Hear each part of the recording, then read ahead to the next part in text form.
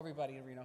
Um, you probably want to hear about the Israeli elections. You probably want to hear about the U.S.-Israel relations, the Iranian nuclear program, Ukraine, all those things.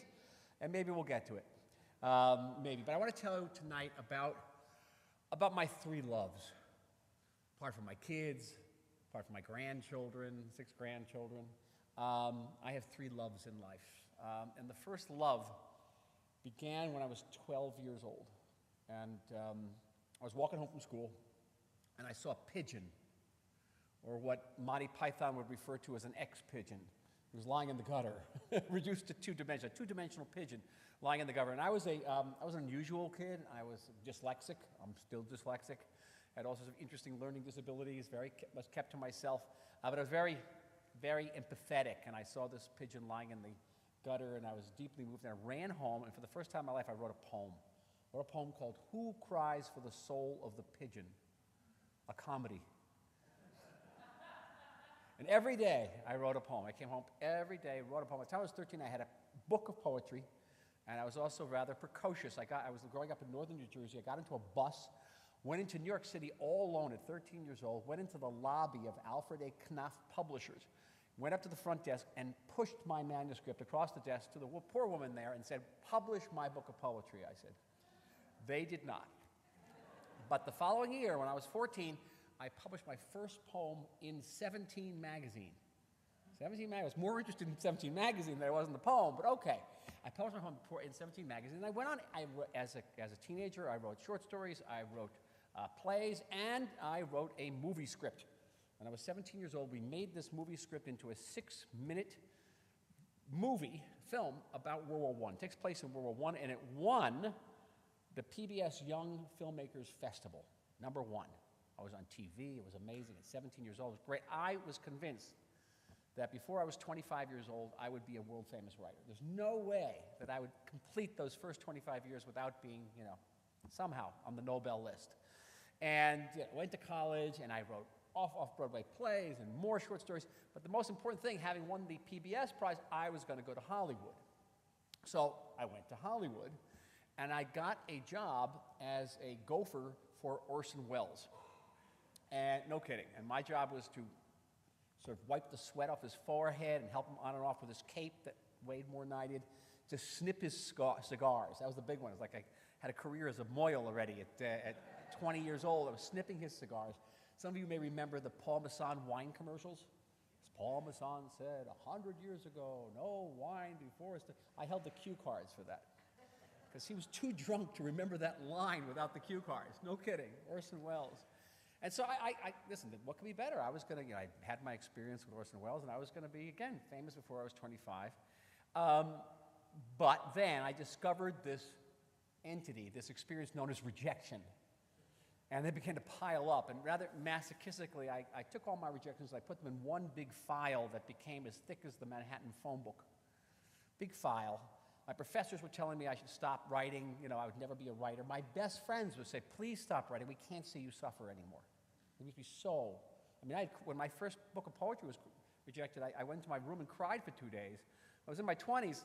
I was still feeling the same way. I wasn't crying in my room, but it was really very, very rough. My friends would say to me, "Fiction's a lie. Fiction's fiction. Write history. It's the truth." And I would say that if I were a clarinetist and I never made the Philharmonic but only played bar mitzvahs, that wouldn't make me any less of a musician. I'm a writer. The fact that I'm not being accepted doesn't make me any less than a writer. And that fiction is actually the real truth. It's the truth about relationships between people, about the world, about realities. The truth is the truth about me. And I kept it up.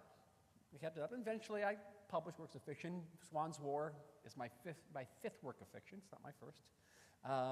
But it is not an easy trek.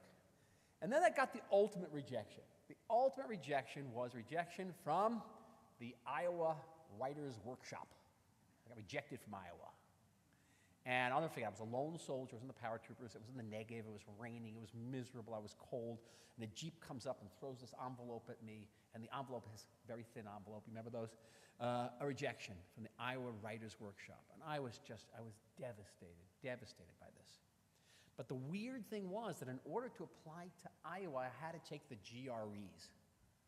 And as a dyslexic kid, I was always terrible at standardized tests. But for some reason, because I took these tests and I was in the Army and I hadn't slept for 2 weeks, I did great. I aced the GREs.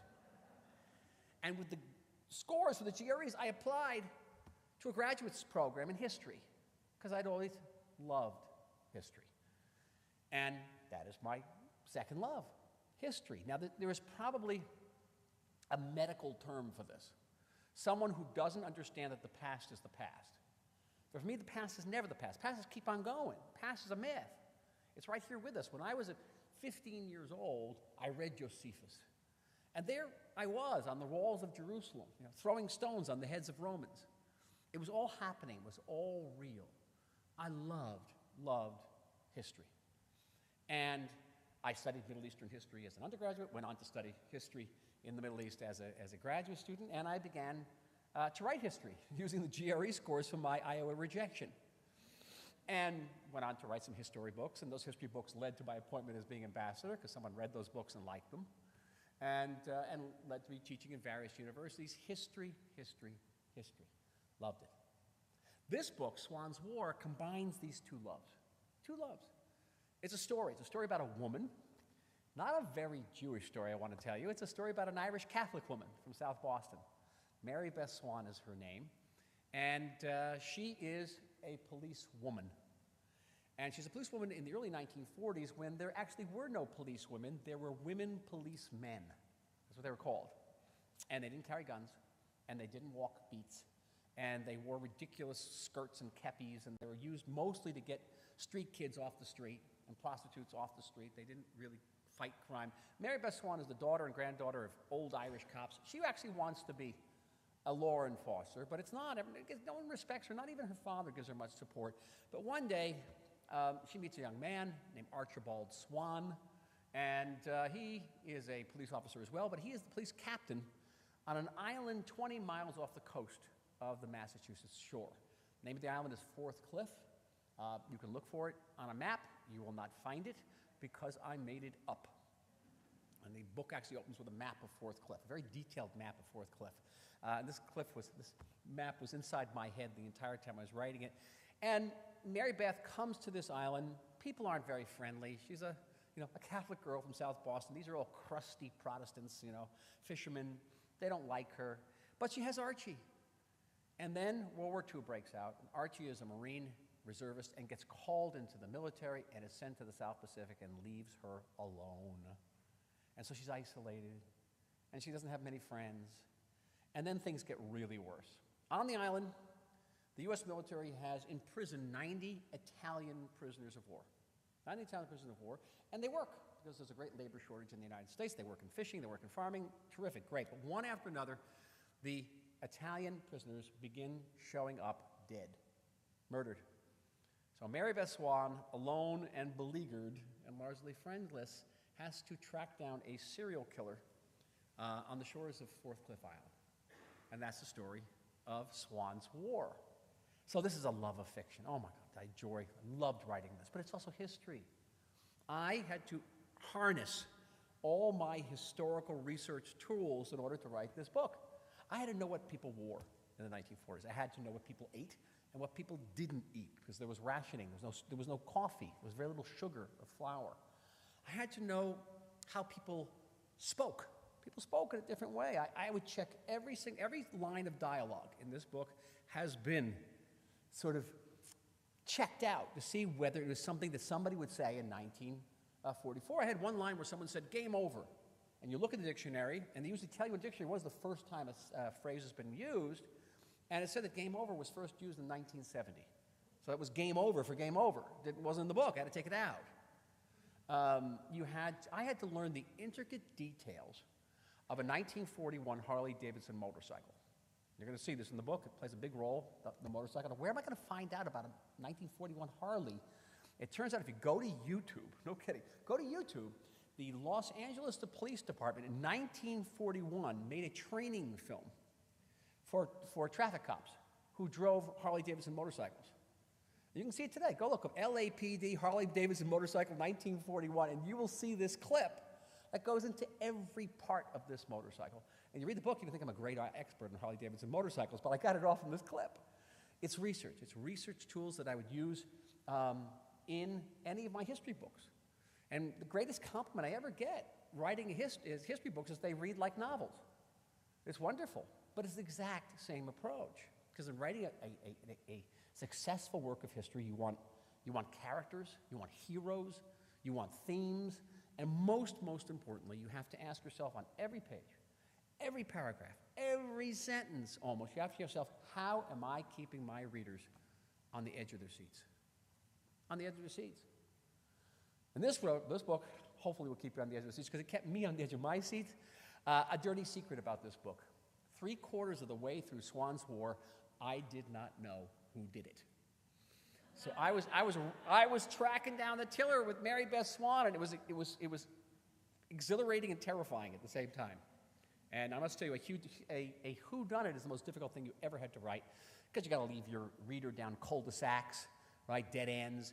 And when they get to the end and they find out who did it, your reader can't say, that doesn't make any sense. The reader has to say, oh, how could I not have seen that coming? How could I have not seen that coming?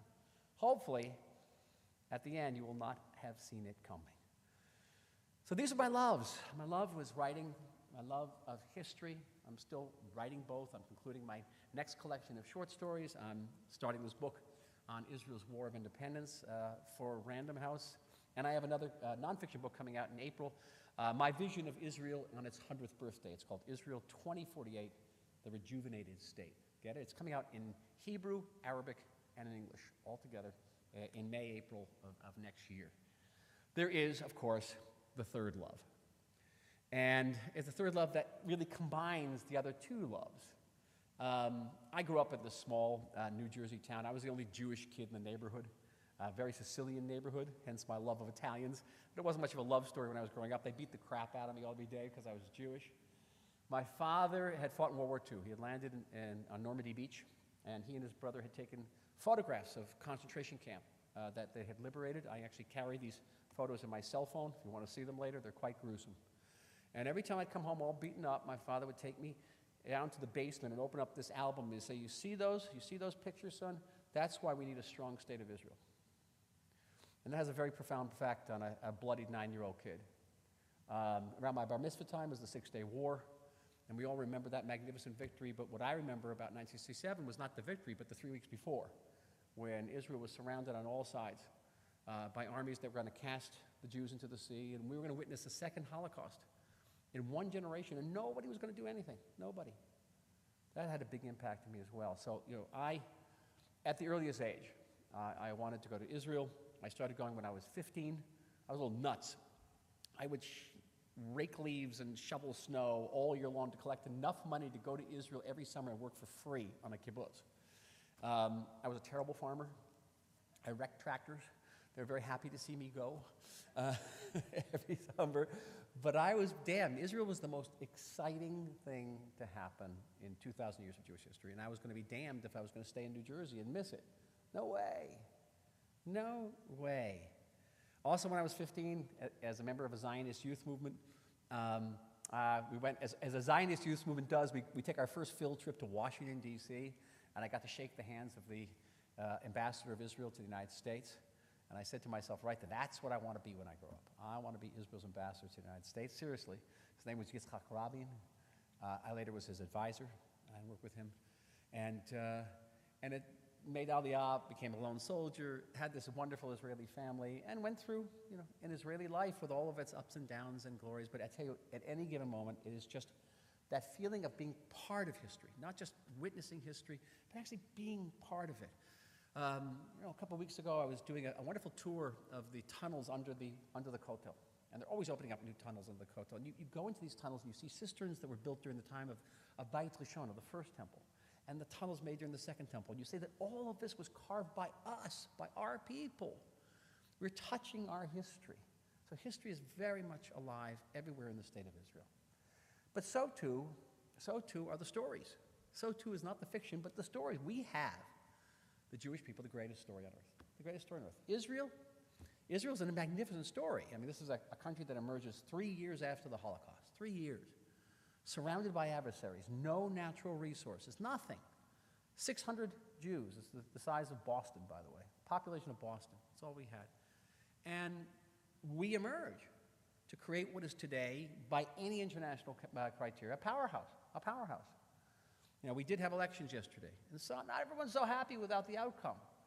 But let's not lose sight of the fact that Israel's one of maybe 5 countries in the world that has never known a second of non-democratic governance. Not a second. And we're the only country on that list that's never known a second of peace. And that has to be one of our proudest accomplishments. That we've revived the Hebrew language, and more people speak Hebrew today than speak Finnish and Danish and Norwegian together, believe it or not. That we are the world's leader in innovation.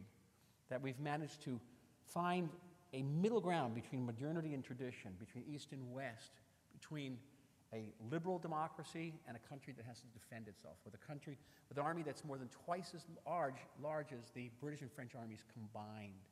The State of Israel, a country that has more Nobel Prizes than it has Olympic medal winners, right? And only a Jewish state would be very proud of that.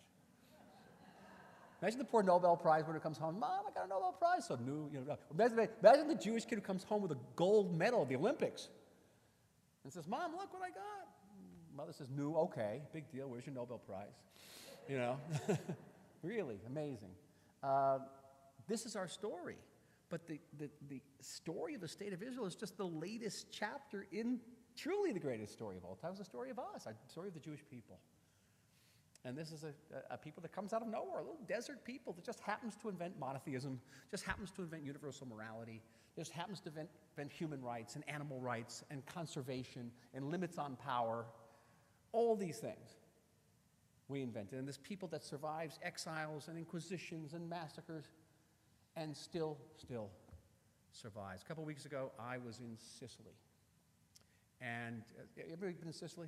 Sicily's a great place, great food, wonderful people, but they have wonderful history. And they have Roman ruins and Greek ruins and Arab ruins and Norman ruins. They got every ruin you could imagine, huge ruins. The most impressive thing I saw in Sicily was 30 feet underground. You go down these carved steps, down, 12 yards, and you come to 3 mikveh baths, which are still operating. They're the oldest mikvahs in Europe, carved in the 7th century. Still operating. And you go up into the bright sunshine of Sicily, and you see all these ruins, and you realize that all these empires are gone. Greeks are gone, the Romans are gone. We are the only ancient people that worships the same God, that speaks the same language, that reveres the same land that we have had for 3,000 years. The only people in the world like that. You tell me if there's a story like that anywhere. That's a story. That, not even a great novelist could make up. Really couldn't. And there you have it, my loves, my 3 loves. Writing, history, Israel and the Jewish people. And they come together, and I've been deeply, profoundly privileged to be able to put them all together. Not always easily to reconcile them. It's difficult to write fiction when you're dealing with Iron Dome issues in Washington, but you can. You can. And I thank you for listening to all of my loves. Now, if you want to know about the Israeli elections, no, you don't want to know about the Israeli elections, do you? Nah. Ask away. Any questions, please?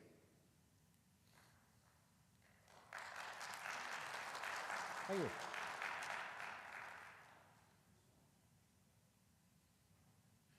About that. If anybody has any questions, please raise their hand, and I will come up and I'll do the whole Phil Donahue thing. Ambassador Oren, you might either not know the answer or you might not be able to express the answer, but my question is whether Russia is exchanging nuclear material for the drones and the missiles from Iran, and if so, what is Israel doing to deal with that issue? You're right, I can't answer it. It is well known that the greatest beneficiary outside of Iran itself of the 2015 JCPOA, the Iran nuclear deal, was Russia. Russia was to receive the nuclear stockpile and was going to be paid for receiving the Iranian nuclear stockpile, and Iran has already signed on contracts to build 8 nuclear reactors in Iran. So this is a long-standing alliance. What is emerging now is an actual access between Tehran and Moscow. And what we're also witnessing is the emergence of a proxy war between the United States and Iran in Ukraine. as thousands of Iranian drones are being used to kill American-backed Ukrainian soldiers and civilians. Now that presents Israel with many challenges, but also opportunities. And the opportunity, for example, is to learn how these drones work, because they were made not to kill Ukrainians, they're made to kill us. And drones are a challenge which we are going to be hard-pressed to defend ourselves. This is not a rocket that goes up and down. This is something that hides behind a chair and then comes out and kills you. And we're developing technologies, laser technologies, that will enable us to defend ourselves. But it's something we have to be very, very close attention to. And we should also call attention of our allies in the United States and elsewhere that the country that is seeking to destroy the Jewish people and destroy the Jewish state is also killing Europeans.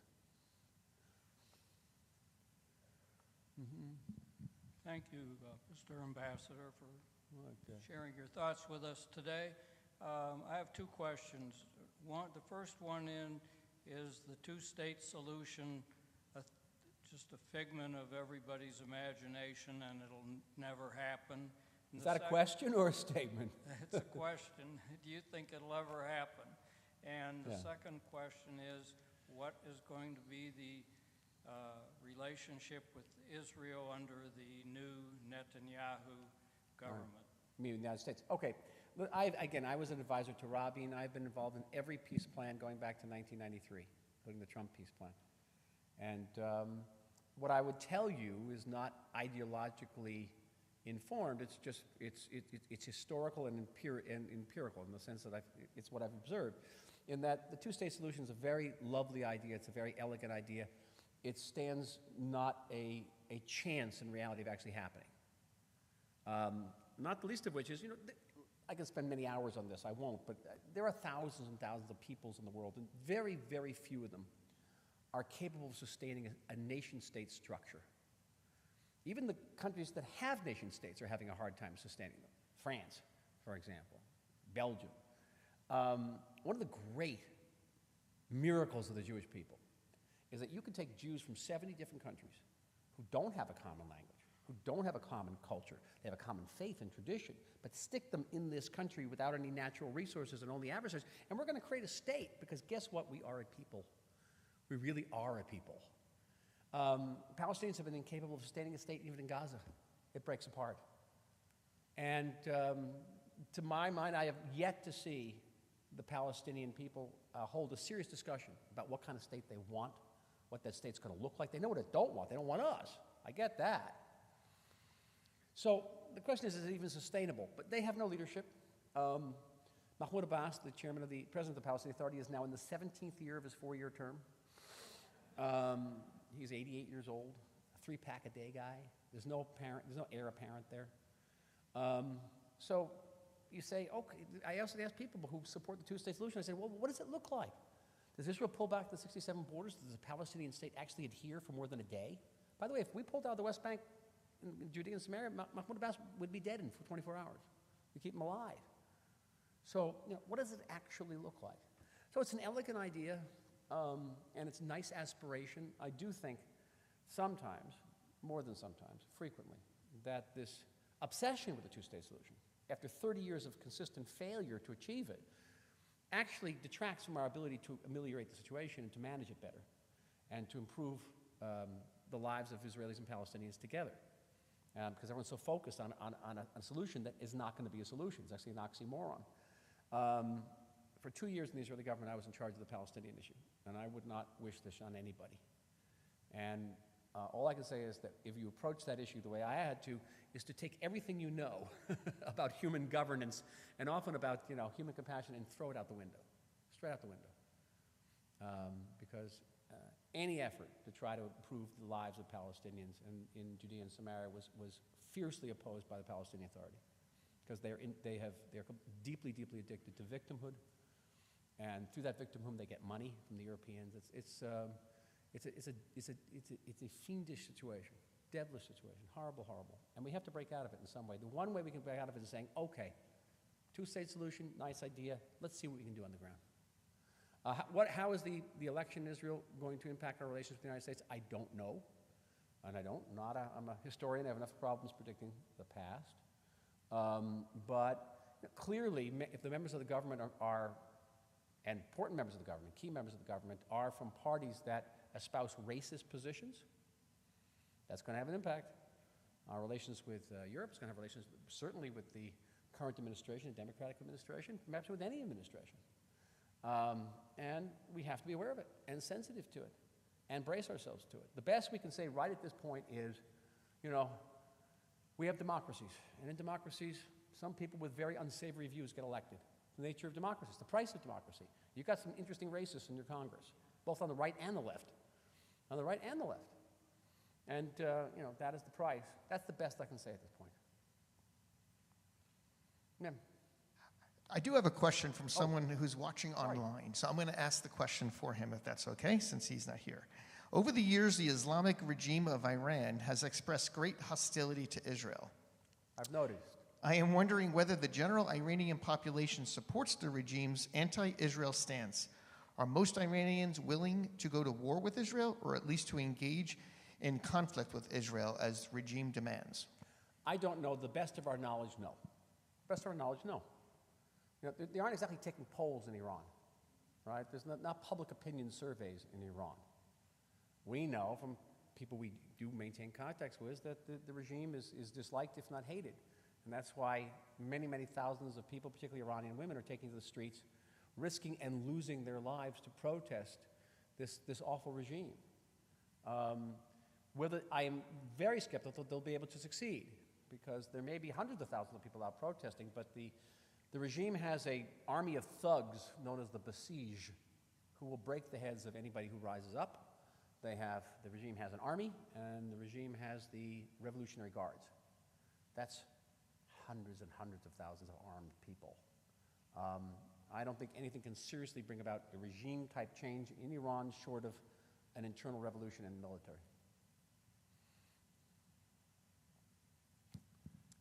Hi, Ambassador Oren. I'm going to do something different. I'm going to ask you about your novel. No, thank you, thank you. I'm going to ask. I like you very much. Go ahead. I thought that you'd appreciate that. So, what was your inspiration to write about an Irish policewoman during World War II solving a whodunit? So, good question. So, all my previous works attempted to do three things. Particularly if I talk about not my last work, but my penultimate work was a collection of short stories called The Night Archer. It's 51 short stories, all of them very, very different. And in each of these short stories, I'm attempting to tell an interesting story. Certainly you want to keep the reader on the edge of the chair. You want to draw on my experiences, whether it's experience as an ambassador, or as a soldier, or as an academician, whatever, as a father, grandfather. And the third thing I want to do is, and this is the most important, is to say something about us as human beings, to say something about reality, say something about the world, about relationships. In this novel, I'm not really drawing on any experiences. I once spent a week in Nantucket. I was never a policewoman. My family's from Boston, but I didn't live in Boston. I have never fished for a lobster in my life. I have never farmed cranberries, and I've never had to deal with a serial killer. A couple of wars, but no serial killers. And I've never been a police one. Never been a policeman. So where this came from, I'm not certain. All of my writing is deeply spiritual as an experience. I go into a type of trance. I don't remember it afterward. I don't remember writing this novel. I don't. All I know is that one day I looked up and there was Mary Beth Swan saying, "Hello, glad to meet you." Glad to meet you. And I usually sometimes, you know, if you're writing a book, there are mornings that things don't go well and you smack your head against the keyboard. I never had a moment like this with this book. It flowed right out of me. Amazing. Even though it was scary not knowing where, you know, who done it. I didn't know. Interesting. I don't have a great answer for you. I'll tell you a story, though, if I can. Can I tell a story? A story. The book is dedicated, if you open it up, it's dedicated to a woman named Paula Miller, P-O-L-A Miller, who died about 7 years ago. And I met Paula Miller in Hollywood after I had finished making the commercials with Orson Welles. I was unemployed. And I went into the Jewish Welfare Board. Abby, you don't know this story, but you're going to like this one. I went to the Jewish Welfare Board, You know the story? Okay, you ever ask me, why Paula Miller? Who's Paula Miller? Jewish Welfare Board, and they had these things called index cards. Remember those things? They were tacked to the board, and there was an advertisement there for a window washer. Now, I had never washed a window in my life, but I was going to lie through my teeth and said I could wash any window in the world. And I go to this address, and it's Paula Miller. And I have to wash her windows, and she is a screenwriter, and she's writing in her kitchen with a co-author, and they're working on a film script. She says to me, I know you're a writer. I know you're aspiring this. I don't want to hear about it. You just keep your mouth shut and wash my windows. Okay, so I learned how to wash windows. If any of you guys have windows to wash, I'm really good now. And they are working on a comedy about a vampire. And they're stuck on the title. And this goes on for days. I'm washing windows, and they're working on this title. And finally, Paula Miller says, okay, putz, I know you know the title. What's the title? And I said, Love at First Bite, which became the title of the script. And at that moment, I became a member of her screenwriting group. And Paula taught me about writing. Remember I told you my professors were always telling me I'd never be a writer?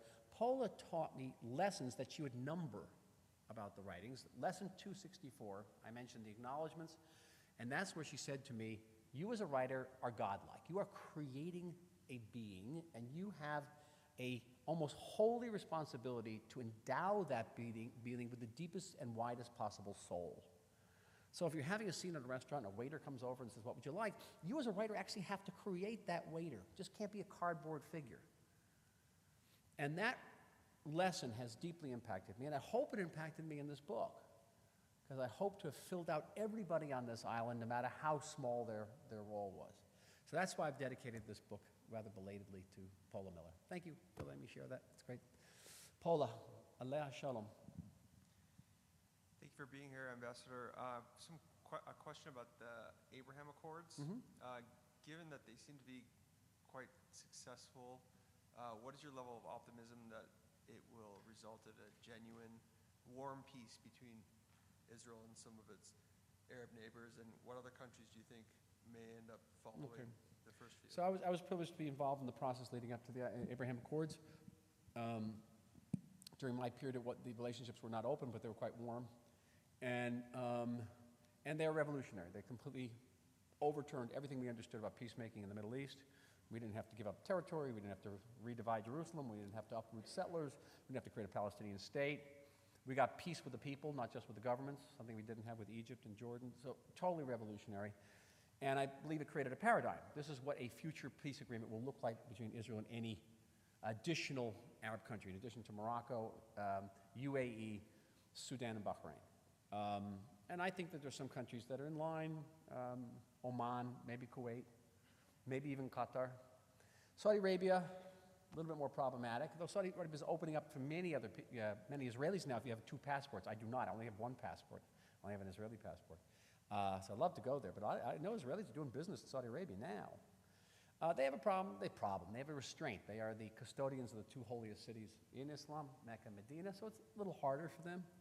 But eventually, I think that's what will happen. And again, going back to your question, what will be the impact of Israel's elections on our relationship with the United States? We have to also think about what would be the impact of Israel's elections on the signatories to the Abraham Accords, both the present signatories and any potential future signatories. And it's a point of concern.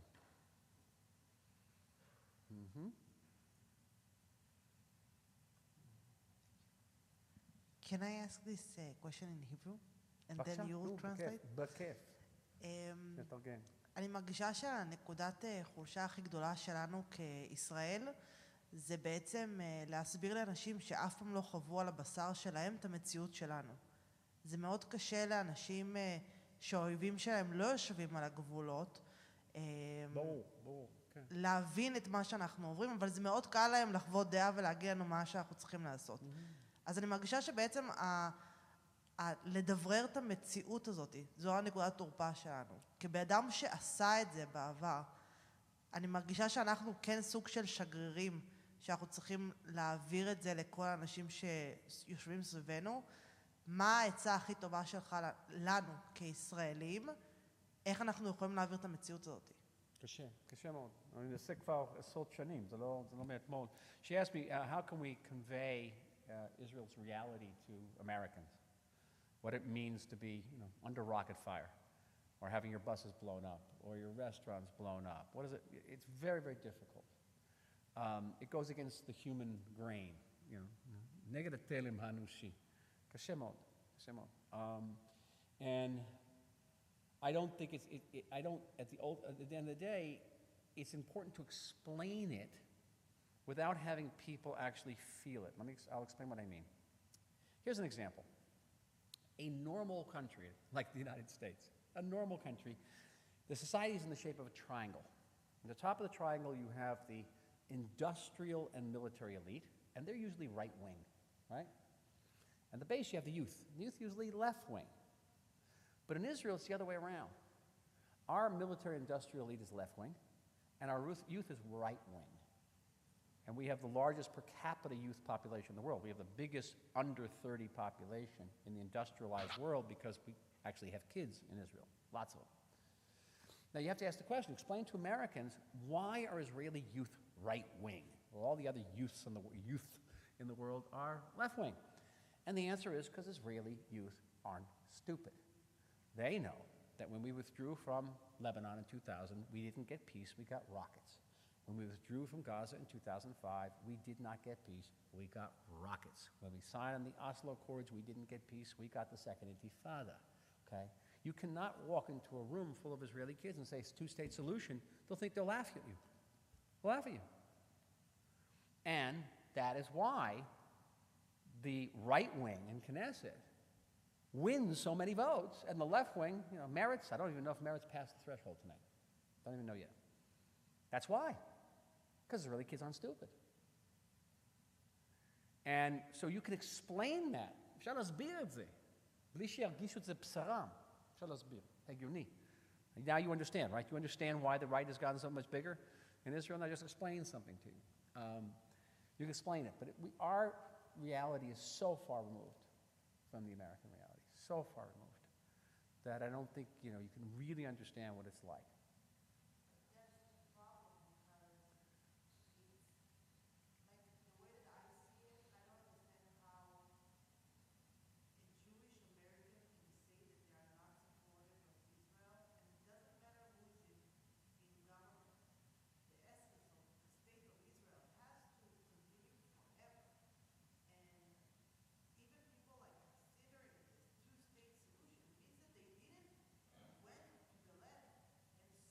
The actual distance, Right. they're like it's even not an hour to cross the whole state.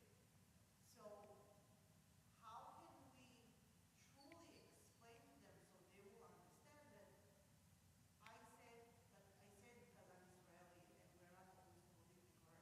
I said that once they're done with us, they're coming after all the Jews, and then people start to understand. But I thought that you have a more diplomatic way to say it. There's no more diplomatic way to say it. I just, over the years, I've just become more cynical about it.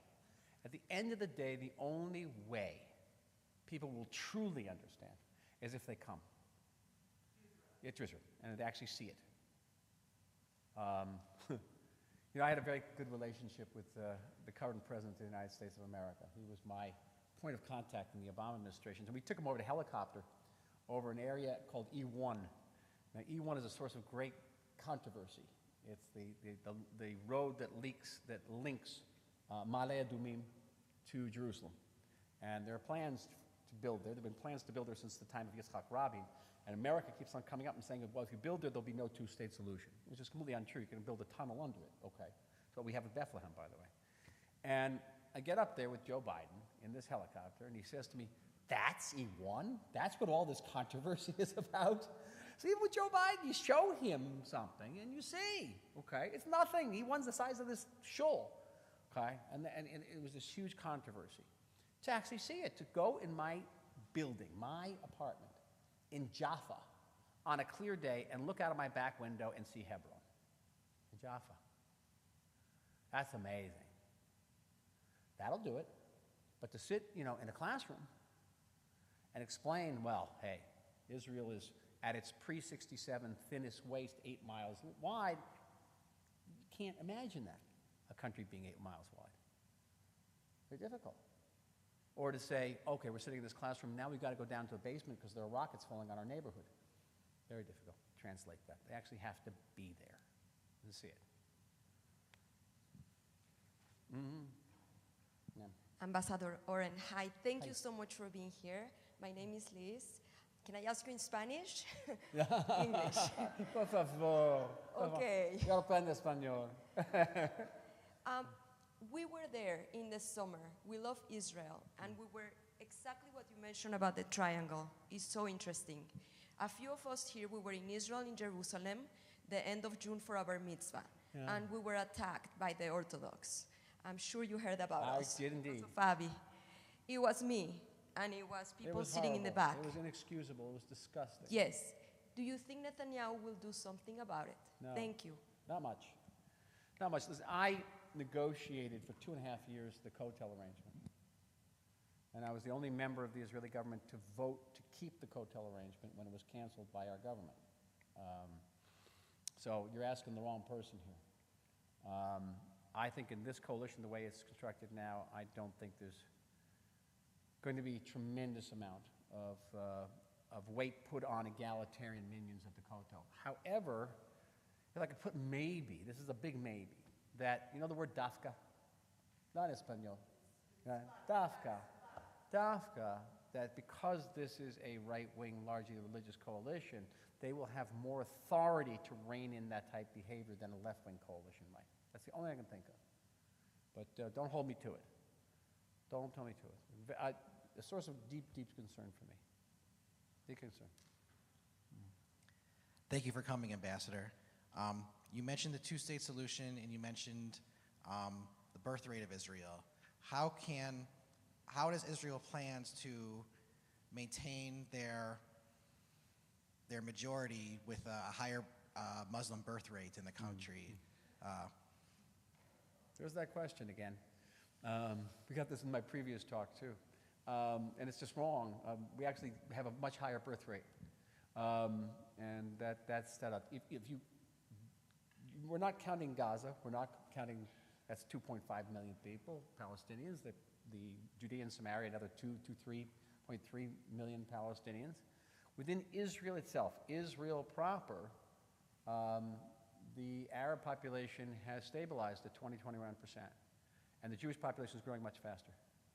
So where does that misinformation come from?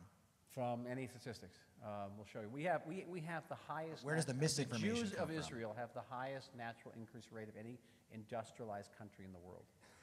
This country has a negative birth rate. We have a positive birth rate of about 3.4, 3.5 kids per family. That's very high. You have to have 2.4 kids to have a positive birth rate. I was the 0.4 kid in my family. We have a very high birth rate, and it's interesting. Actually, it was Netanyahu, when he was Treasury Minister, this is now over about 13 years ago, cut down on child subsidies. And in Israel, this was a policy instituted by Ben-Gurion to replenish the Jewish people after the Holocaust. You got incentives to have big families by getting subsidies. But of course, the Arabs had the exact same subsidies, and so did the ultra-Orthodox. But when Bibi cut back on the subsidies, the Arab birth rate went way down, and the Jewish birth rate went up. The Haredi birth rate was completely impervious to this. And it's amazing. We're filled with kids. I say you go to the Yarkon Park in Tel Aviv on Shabbat, and the kids are falling out of the trees. They walk around with an umbrella. Kids. So I have many, many concerns about Israel's future. I told you about this book that's coming out in April, May, Israel 2048, and I deal with all of these issues. But this is not the biggest issue. The biggest issues have to do with Haredi education. They have to do with outlawing polygamy. They have to do with enforcing our sovereignty and grappling with the economic crisis in Israel, which is huge, huge. We'll take maybe 2 or 3 more questions. Sure. I have a multiple choice question for you. If you had to select a U.S. president that has been the best friend, the most supportive of Israel over the years? Would it be A, Richard Nixon, B, Ronald Reagan, C, Donald Trump, or D, other? Thank you. Yeah. I would say C, Lyndon Johnson. Lyndon Johnson was amazing. He was a great friend. Because I wrote the 67 War Book, so I've got to know Johnson very well. Johnson loved Israel. Johnson loved Israel, loved Israelis. And here's a guy who came from, the backwoods of Texas, of West Texas, and he loved Jews, surrounded with Jews. And he was an extraordinary individual in that way. I mean, those of us who grew up during the period of Vietnam, we had different feelings about Johnson, but I got to know a different Johnson. If you ask me who was the greatest Israeli prime minister, I'd say Levi Eshkol, who I also got to know through research. And it's interesting, in a way I got the job as ambassador through Levi Eshkol. Why? Because I really think Levi Eshkol is our greatest prime minister, but there's somebody else who thinks that Levi Eshkol was the greatest prime minister, and his name is Benjamin Netanyahu. And every February 26th at his yard site, at his Askara on Mount Scopus, I would stand next to Bibi when they recited the Kaddish for Levi Eshkol, and that's how we got to know each other. Interesting? Wow. Got you quiet. Ambassador Oren, thank you for being here. Regarding your book about Israel in 2048, how do you see the borders changing? I can't hear. What does he say? I'm sorry, sir? Speak up a little. Ask me again and speak up. How do you see the borders changing in the next 30 years? The borders of Israel changing? Yeah. I don't think the borders are going to change. I mean, I assume there'll be a move in this government, to annex parts of Area C of Judea and Samaria. That comes up all the time. How much it'll be annexed, whether it'll be annexed, I don't know. Clearly, Jews will continue to live in the land of Israel. And here, I'm putting a little of my politics out there, and that is, I thoroughly, fervently believe that the land of Israel, to its last millimeter, belongs to the people of Israel. Because if we don't have a right to settle in Beth El or in Hebron, then I don't have a right to sit in Jaffa. It's the exact same right. You can't say that I have a right and they don't have a right. Don't. I understand that we may enter a negotiation, we may have to make concessions, but it has nothing to do with their rights. And even in terms of negotiations, it's a smart negotiating tactic to go to the negotiating table, and I've gone to the negotiating table, saying it all belongs to us, rather than going to the negotiation table and saying, hey, some of it belongs to us and some of it belongs to you, because the Palestinians come to the table and say it all belongs to us. It's bad negotiations. But that's a deep belief I have. Deep belief I have. The land of Israel belongs to the people of Israel. It does. Period. What do you think that we can do, both here and in Israel, to improve the image that the Arabs manage to have, that we, no matter what we do or say, we don't? Well, it has not been our strong point, public diplomacy, for many reasons. I can go into hours of it, and I won't go into the whole, forensic analysis of why our public diplomacy is often so ineffective. But one of the reasons is that the Palestinians have a very simple narrative. Anybody can declare it. Oppression, occupation, racism, apartheid, now genocide, they've added that one, okay? Our narrative is much more complicated. 4,000 years, exile, come back, Holocaust, come back, extend our hand for peace, get rejected. Very complicated narrative. The Prime Minister once asked me to get our narrative down to 8 lines. And it was very difficult. I went to the who do you go to get your narrative down to 8 lines? You go to the people on Madison Avenue, go to the ad guys. And they took 3 months, and they came back and said, and it came back, I can't believe this, with like falafel and pretty girls on beaches. So then I realized I was going to the wrong people. I went to the poets. And the poets came back with a beautiful 8-line description of Israel. It started like this: Israel is home, Israel is compassion, Israel is community, Israel is family. Okay, all those words. Because we are living in a post-factual world. Facts mean much much less today. We've been fighting facts all the time. You know, they've got myths, we got facts. Nobody cares about facts anymore. They care about feelings. You ever been in a relationship where a fact comes up against a feeling? You know what happens, right? The feeling always wins. And today we have to learn to tell our story in a way that impacts feeling. And this is where being a writer comes in handy. It really does. Because I'm going to get in front of an audience, and I will go to university campuses this year. And I'm not going to talk about how we offered a Palestinian state in 2000 and 2001, and how we pulled out of Gaza in 2005, and how we did this in 2008. Nobody cares. I'm going to tell stories. I'm going to tell stories that touch people. Right here. That's the only way to get them. The only way to get them. And I'll tell personal stories. I'll tell stories about my family. I'll tell about what it was like to be in war or be under rocket fire. The only way. Sorry. Yeah, please. We have one last question for you. One last question about my book. I know it's about the book. No, it's not about the book, but it's going to take you back to your love of history. What do you think was the impact of the assassination of Rabin? Well, I know what it was on me. Actually, I was blonde before that. I went white. I also lost my sister-in-law in a terrorist attack at the same time. Very, very, very rough period. But it is a myth of the Israeli left to say that the peace process died with Rabin. In fact, we in the government understood that we were not going to win the next election because there was terrorist attacks over and over again, and the Prime Minister kept on saying that the people killed in those terrorist attacks, including a great number of children who were killed in Dizengoff Square in a Purim attack, were victims of peace. That's what he called them, victims of peace. And we said, Mr. Prime Minister, that is not a good approach. They're not victims of peace, they're victims of terror. And there was a strong feeling that Yasser Arafat was behind it all, right? And if we had gone to elections in the months before his month after when he was assassinated, November 1995, we would have lost. And the proof was in the pudding that with all of the trauma and rancor that surrounded that assassination, that Netanyahu still won out over Shimon Peres. I mean, who would ever thought? We thought he'd be trounced, but he wasn't, because people were so disaffected, so disillusioned by the peace process. And you couldn't make the case. I will never forget the Labor Party's commercials in the 1996 elections. For some reason, this has stuck with me.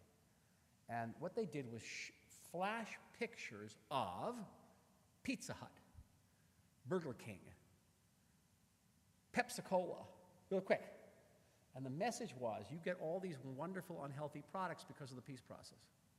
Because before that, they'd all boycotted us. And I thought to myself, first of all, this is the classic Labor Party, now boasting about Burger King. But I thought that these people are just missing the message. Israelis were worried for the lives of their children, not for getting, a Big Mac. That wasn't what it was about. And I began to think that they would lose. The minute I saw that commercial, I knew they'd lose. And they did. They did. So, how can we end on a happy note? Not an assassination, not on a Big Mac. Here it is, we are here. And we have faced innumerable challenges, obstacles, dangers. Oh my. And here it is very important to be both a writer and a historian. Why is it so important? First of all, writing is what I said it's all about, but this country was created by political theorists, right? Alexander Hamilton, John Jay, right? Madison, political theorists, essayists. Most countries are created by theorists. Israel is probably the only country in the world created by writers. Jabotinsky was a writer. Herzl was a writer, was a playwright. And you had to be a writer to think about something as crazy as the Jewish state in the middle of the Middle East. You had to be a writer, because as much as Israel is an act of arms, a force, it was the power of words that created the state of Israel. It is an act of imagination, and it still is an act of imagination. And to be an historian, you look back in my lifetime, I moved to Israel, we didn't have peace with Jordan, we didn't have peace with Egypt, we didn't have peace with China, we didn't have Russia, we didn't have the Soviet bloc, we didn't have Africa. Really, Israel is exquisitely not isolated today. Unbelievable. I moved to a poor backwater, agrarian backwater. And in my lifetime, I've witnessed these transformations. In my lifetime, I've witnessed 1 million Jews from the former Soviet Union make Aliyah. I've witnessed the Aliyah of Ethiopian Jews.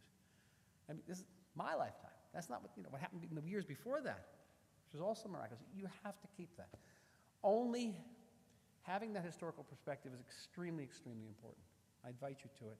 And having the imagination to think of an Israel that is as vibrant and successful as it is today, and to imagine a world, which at one point was not imaginable, in which every single Jewish person is free. Everybody. All of us, together. We'll end on that.